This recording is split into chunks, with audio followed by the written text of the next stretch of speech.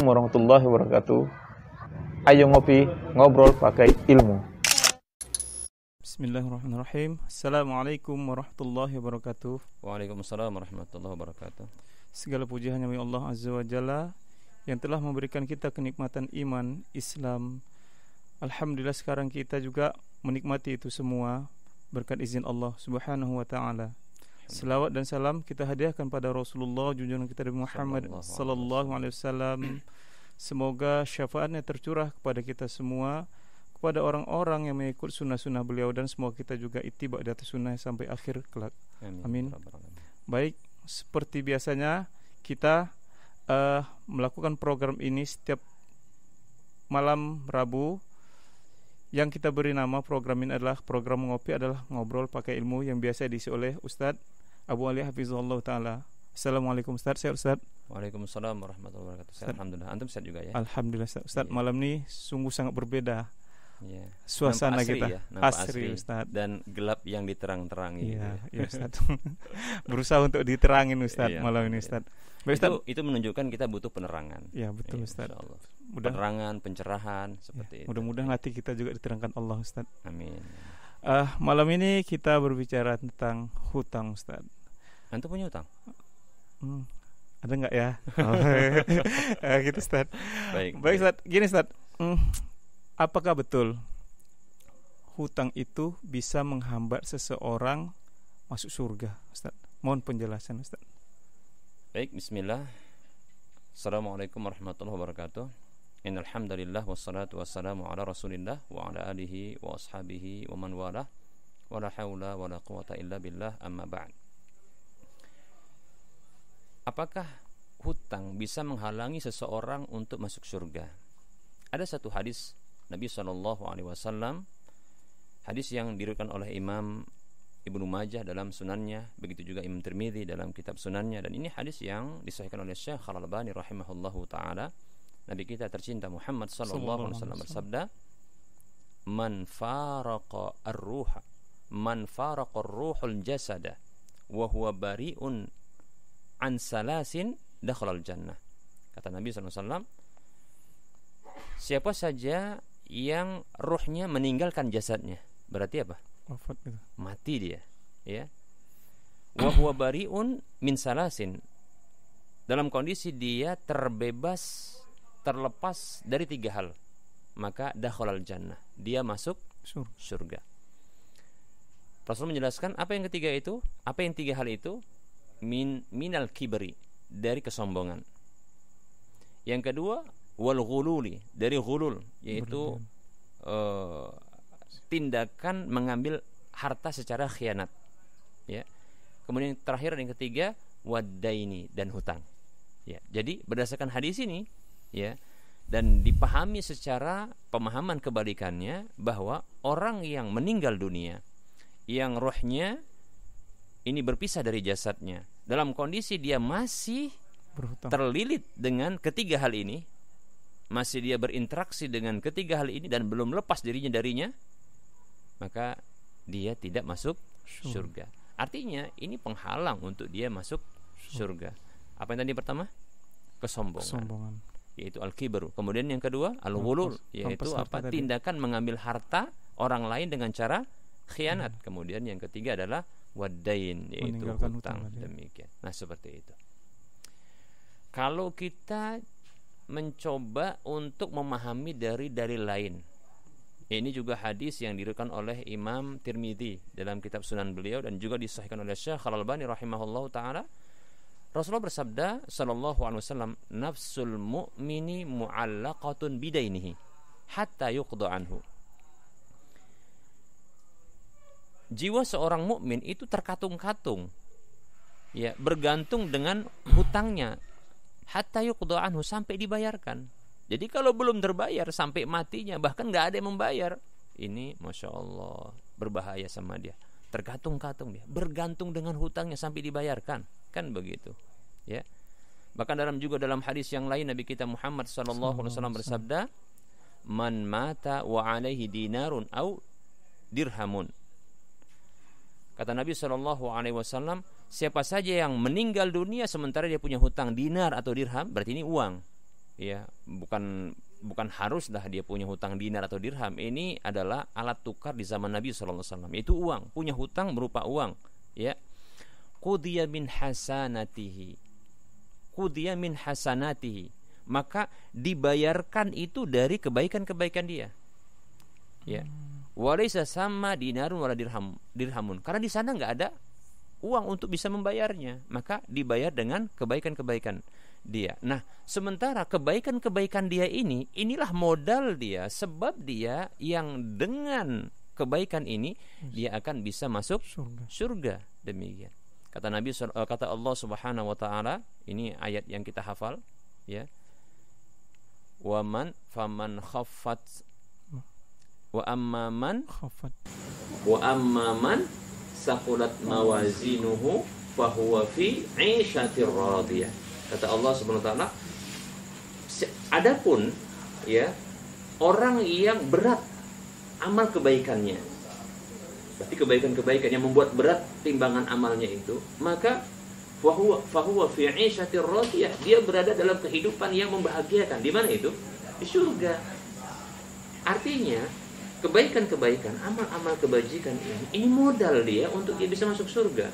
Walaupun iman itu termasuk juga, tapi untuk berikutnya adalah kebaikan-kebaikan. Nah, sementara pembayar hutang itu adalah kebaikan-kebaikan. Nah, kalau ini habis karena untuk membayar hutang-hutang dia, Masya Allah, di mana dia bisa masuk surga? Demikian. Kalaulah tidak, mungkin menunggu apa? Menunggu rahmat Allah Subhanahu wa taala. Dan terkait dengan urusan hutang kepada manusia, ini dikaitkan dengan keridhaan orang tersebut kepada orang yang punya hutang tersebut.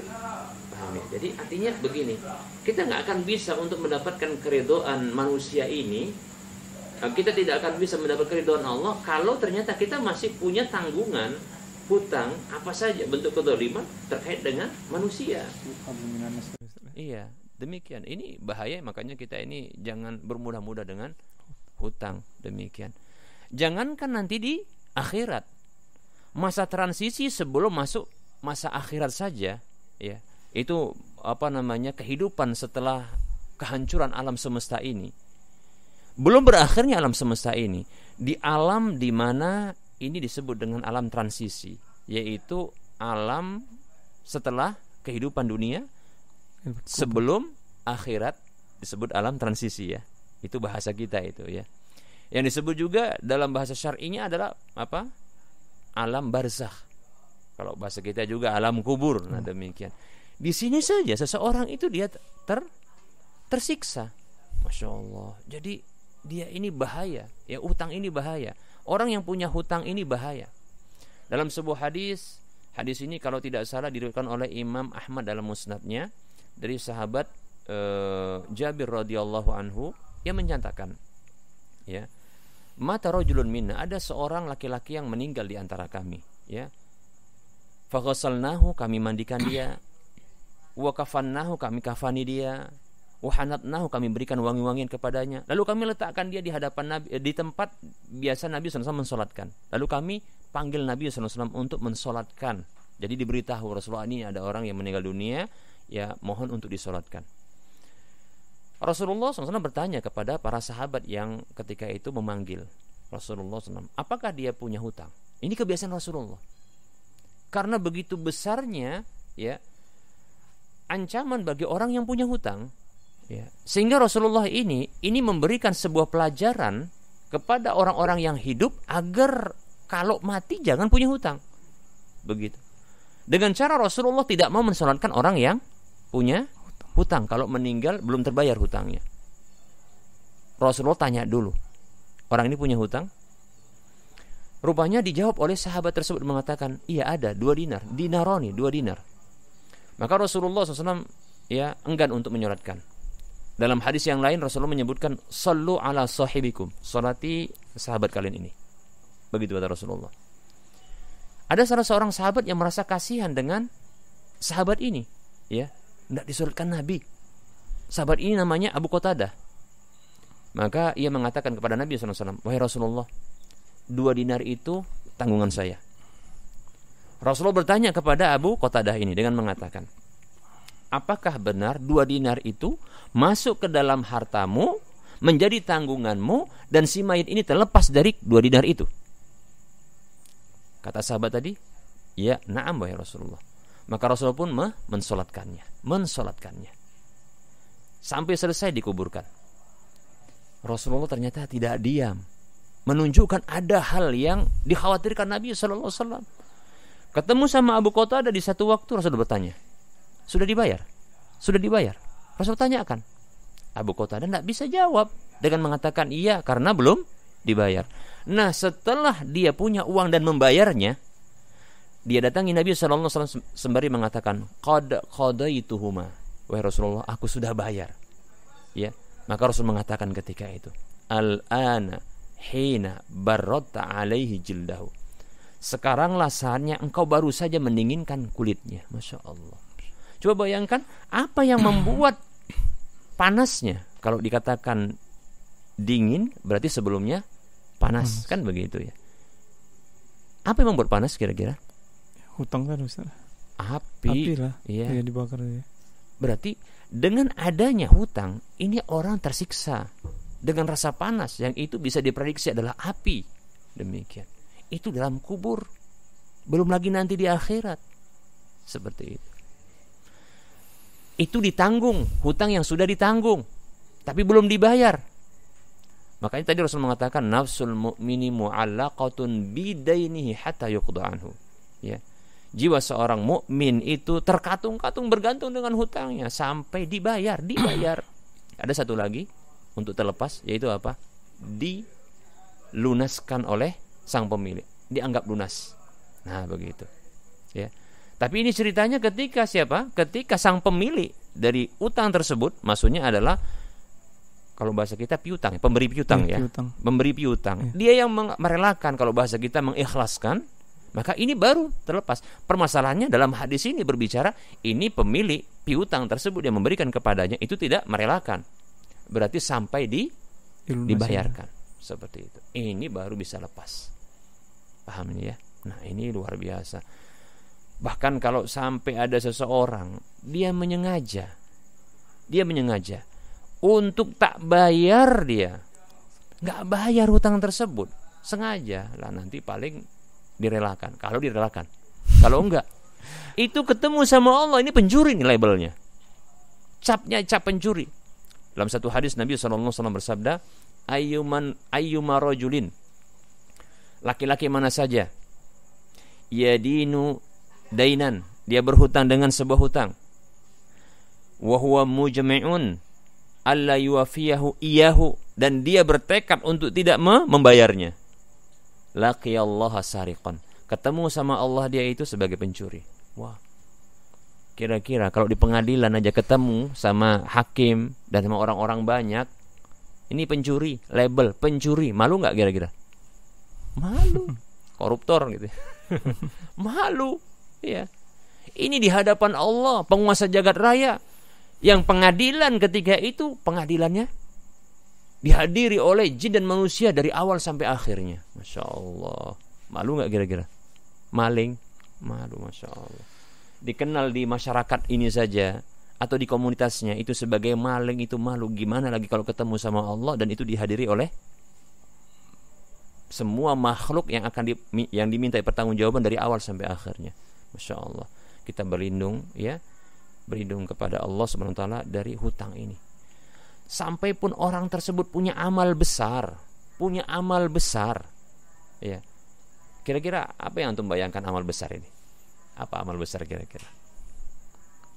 Apa amal besar? Ya, apa amal yang kira-kira menurut antum besar? Salat, Ustaz. Salat besar, Masya Allah. Apa lagi? Hal yang wajib seperti berpuasa. Dalam satu hadis Nabi SAW disebut dengan hadis muflis. Hadis apa? Muflis. Artinya orang bangkrut. Rasulullah bertanya kepada para sahabat, atadruna mal muflis? Tahukah kalian apa itu muflis? Siapa itu orang yang muflis, orang yang bangkrut itu? Maka ketika itu para sahabat mengatakan, yaitu orang yang tidak punya harta benda lagi, wahai Rasulullah. Tidak punya modal lagi. Ya. Maka Rasulullah mengatakan, bukan. Bukan seperti itu.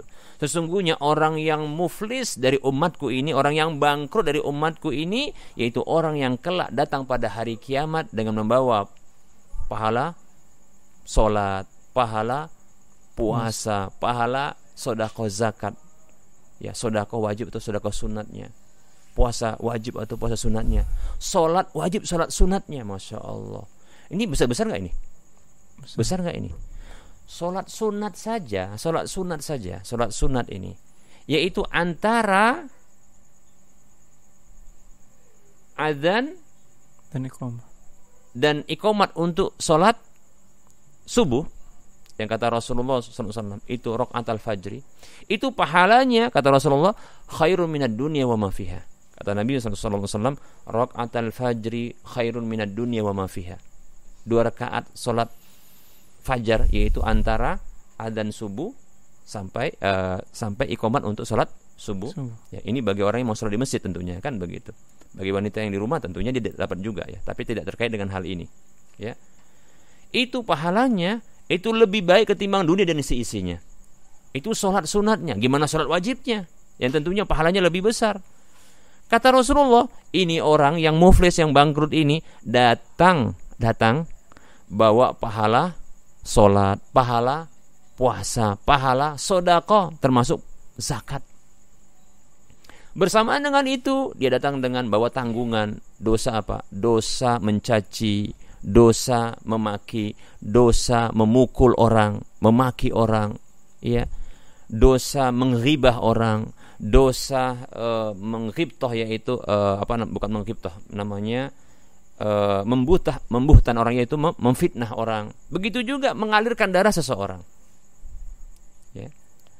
Maka diambil dalam bahasa yang hadis yang tadi kita katakan, qudya min hasanatihi, diambil, dibayarkan dari kebaikan-kebaikan. Diambil dari kebaikan-kebaikan dia, maka dibayarkan kepada orang yang didoliminya. Seterusnya seperti itu, dibayarkan. Siapa saja orang yang didoliminya, baik itu pada fisiknya dengan cara dibunuh yang paling tinggi atau dipukul, ya, atau pada hartanya dengan cara diambil. Begitu juga tadi hutang tapi tidak dibayar, itu diambil, mengambil itu hutang diambil dan nggak dibayar, itu maling. Kata Rasul tadi, maling itu, kan begitu. Begitu juga pada kehormatannya, yaitu apa? Harga dirinya seperti dicela, begitu juga difitnah dan seterusnya. Ini kezaliman seperti ini, ya. Ini akan membuat diambil kebaikan-kebaikan dia, kemudian dibayarkan kepada orang-orang yang dizaliminya. Apabila telah fa'in faniyat, apabila habis kebaikan dia, sementara tidak ada lagi kebaikannya. Habis kebaikannya, sementara masih ada hutangnya. Masih ada kezaliman-kezaliman pada orang tersebut. Maka apa? Dosa-dosa, keburukan-keburukan orang-orang yang dizalimi ini dibebankan kepada dia. Lantas dia pun dicampakkan ke dalam neraka. Coba, bangkrut apa tidak ini? Orang yang sudah Masya Allah, dia kalau bawa pahala mah gede-gede di akhirat, tapi ternyata sedikit-sedikit digrogoti. Kenapa? Karena dia punya sesuatu yang membuat digrogoti kebaikan dia, yaitu apa? Kezaliman. Di antaranya adalah hutang. Demikian. Nah, seperti itu. Ini amal besar, ya. Ternyata habis juga. Ada amal besar yang lain. Apa itu? Jihad fisabilillah. Masya Allah, jihad fisabilillah ini luar biasa ini, ya kan? Coba bayangkan, bidadarinya 72, belum lagi istri yang di dunia. Kalau sampai 4 istrinya, Masya Allah, mati, kawin lagi, mati, udah gitu ada 4 lagi istrinya. Coba bayangkan, tambah lagi dia jihad fisabilillah, nanti dia dapatkan 72 bidadari. Masya Allah, ya. Ketika dia tertebas itu, rasa sakitnya seperti cubitan. Masya Allah, luar biasa, ya. Dia diampuni ketika awal sekali tebasan mengalir darah itu, diampuni dia. Masya Allah. Rasulullah dalam satu hadis menyatakan, ketika Rasulullah berbicara tentang amal-amal yang paling afdol, yaitu iman dan jihad, tiba-tiba ada yang berdiri, seorang laki-laki berdiri. Wahai Rasulullah, apakah bila aku mati di jalan Allah Subhanahu wa ta'ala, apakah semua dosa-dosaku terampuni? Maka Rasul mengatakan, na'am, ya. Naam, ya. Apabila engkau terbunuh di jalan Allah dalam kondisi engkau sabar dan engkau mengharap pahala kepada Allah, engkau maju tanpa engkau mundur, ya, engkau diampuni. Tak berapa lama Rasulullah nanya lagi sama sahabat tadi. Coba ulangi, tadi apa yang kau tanyakan? Kata Rasulullah, ya. Wahai Rasulullah, apakah apabila aku terbunuh di jalan Allah Subhanahu wa taala, itu mati syahid, jihad terus mati syahid, kan begitu ya, di jalan Allah, apakah akan diampuni semua dosa-dosaku? Maka Rasulullah mengulangi lagi, ya. Naam, ya, in kutilta fi sabilillah, apabila engkau terbunuh di jalan Allah Subhanahu wa taala, wa anta sabirun muhtasibun, dalam kondisi engkau sabar dan mengharap pahala, mudbirun ghairu muqbilun ghairu mudbirin, engkau maju tanpa engkau mundur, maksud maju terus tanpa mundur, enggak lari, ya. Naam, ya, engkau akan masuk surga, diampuni semua dosa-dosamu, illa dain, kecuali hutang, kata Rasulullah. Baru saja Jibril mengkabarkan kepadaku tadi, hadis riwayat Muslim. Masya Allah, seperti itu. Jadi nggak main-main, ya. Kita kira-kira ada amal kayak gini? Jihad tidak, ya kan? Nampak peluru aja udah kepala dulu sembunyi, padahal badan masih nampak, kan gitu ya. Masya Allah, dengan suara meriam terkencing-kencing, Masya Allah, ya. Ini orang mati syahid, dia amalnya gede, tapi ternyata hutangnya tidak dimaafkan. Jadi Ustaz, salah satu kewajiban ahli waris sebelum membagi warisan itu memang harus diselesaikan dulu hutang gitu. Iya, Ustaz, tentu. Ya, ini sebagaimana yang Allah Subhanahu wa taala sebutkan di dalam surah An-Nisa ayat 12, ya. Beberapa kali Allah Subhanahu wa taala menyebutkan hal tersebut, ya, dalam surah An-Nisa ayat 12 itu, ya. Menyebutkan Rasulullah, ya, Allah Subhanahu wa taala menyebutkan tentang tusuna biha audain, yaitu wasiat yang kalian berwasiat dengannya, ya, demikian pula hutang. Ya, jadi apa? Wasiat diselesaikan, itu hutang kepada Allah, kemudian dain itu hutang kepada manusia. Jadi dua hutang diselesaikan. Ya. Jadi kita, ya, sebagai orang yang hidup dan kita punya orang tua yang harta ini harta sesungguhnya harta mereka ketika mereka masih hidup. Kita dapatkan warisan tersebut, ya. Jangan gembira dulu. Selesaikan hutang kepada Allah, wasiat, dan hutang kepada manusia. Selesaikan. Jangan biarkan orang tua kita tersiksa. Ya, demikian, seperti itu. Ya Ustaz, kalau sekarang ini kan ada hutang yang dibolehkan, kan itu kan. Dan ada juga hutang dalam kemaksiatan, seperti hutang riba sekarang ini kan, seperti orang ambil sepeda motor, kadang nggak bayar. Apakah ada kewajiban bagi orang yang berhutang itu untuk menyelesaikan hutang yang riba itu tersebut, Ustaz? Baik, hutang yang dibolehkan tadi berarti kita bicara tentang hutang yang dibolehkan, tapi tetap saja ini tetap membawa mudorot, ya, ketika dia mati dalam kondisi bawa hutang ini. Nah, sekarang pertanyaannya beralih kita kepada hutang dalam rangka bermaksiat kepada Allah, dan caranya maksiat, yaitu hutang yang mengandung unsur riba, yaitu berarti dia hutang piutang yang menarik adanya tambahan. Ya, seperti kata para ulama, dan ini adalah ungkapan sebagian para sahabat, kullu qardin jarra naf'an fahuwa wajhun min wujuhir riba. Setiap hutang piutang yang menarik keuntungan, menarik manfaat apa saja, maka dia adalah salah satu bentuk riba. Dicontohkan tadi seperti yang Anda sebutkan adalah yaitu jual beli secara kredit yang melibatkan pihak ketiga, itu maksudnya, ya. Jual beli kredit yang melibatkan pihak ketiga, pihak ketiga ini sebagai pemilik modal atau dana besar, ya, yang dia sebagai pentalang bagi orang yang tidak mampu untuk beli secara kontan, begitu ya. Pembiayaan istilahnya. Betul, yaitu pihak pembiaya, pihak ketiga, demikian, ya. Baik, apakah hutang kepada rentenir kita katakan, atau seperti ini juga, para pembiaya, ya, bank katakan, atau yang siapa saja, pokoknya dengan cara ribawi kan seperti itu. Apakah hutang ini juga wajib dibayar? Jawabannya apa? Nah, ini pertanyaan ya. Baik. Jadi hutang ini ada dua. Hutang seperti ini tentunya ada dua. Hutang yang seperti ini, ada namanya hutang pokok, yaitu pokok dari hutang dana yang dia pegang, kemudian ada tambahannya, kan begitu ya? Betul tidak? Betul. Iya. Maka sesungguhnya yang wajib untuk dibayar adalah hutang pokoknya. Hutang pokoknya yang wajib untuk dibayar. Ya. Adapun ya kelebihannya maka haram untuk dibayarkan. Begitu juga bagi orang yang memberlakukan riba tersebut untuk mengambilnya, tidak boleh. Ya. Jadi sesungguhnya yang tetap akan ditagih dan ini akan ya membawa bencana bagi seorang ya, itu hutang pokok. Nah, seperti itu. Adapun hutang atas riba tersebut atau hutang riba tersebut, yaitu kelebihan dari hutang yang harus dibayarkan, itu jadi beban bagi dirinya, maka tidak ada kewajiban bagi dirinya untuk membayarkannya. Bahkan bagi dia kalau dia bayar itu jadi riba bagi dia. Paham ya? Dia telah melakukan riba ya dengan cara berhutang.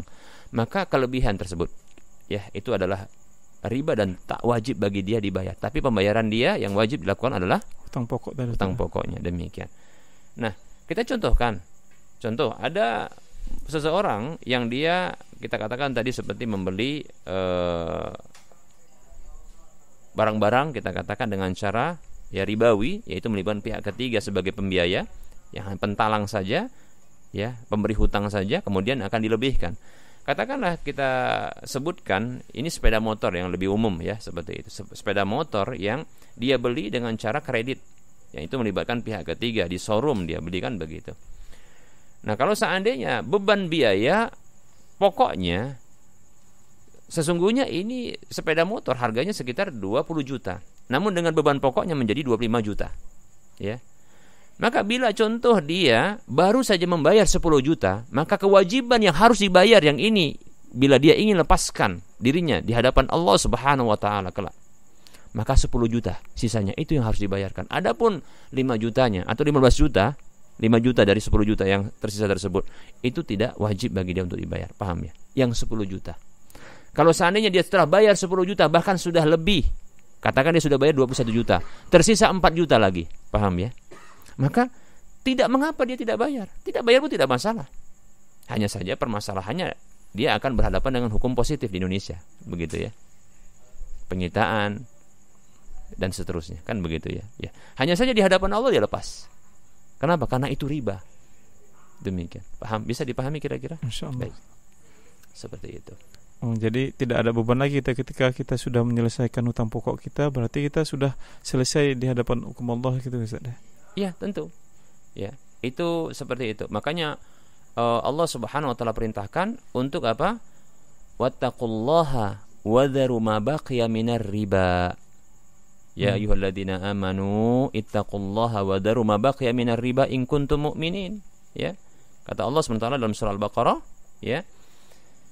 Wahai orang-orang beriman, bertakwalah kepada Allah dan tinggalkanlah sisa dari riba. Sisa riba itu ditinggalkan. Ambil saja pokoknya. Paham ya? Ambil pokoknya. Ya, ra'sul malnya itu ya, itu adalah itu yang berhak bagi dia. Adapun sisanya itu ditinggalkan. Seperti itu. Wallahu taala alam. Demikian. Baik Ustaz, mungkin durasi kita sudah selesai. Mudah-mudahan Allah memudahkan kita dalam melunasi hutang-hutang kita yang ada Ustaz. Berarti sepertinya ada indikasi punya hutang kan. Ya. Mudah-mudahan Allah mudahkan kita untuk bayar hutang. Amin. Oke Ustaz, kita tutup dengan doa kafaratul majlis Ustaz. Subhanakallahumma wa bihamdika asyhadu an la ilaha illa anta astaghfiruka wa atubu ilaik. Alhamdulillahirabbil alamin. Ya, assalamualaikum warahmatullahi wabarakatuh.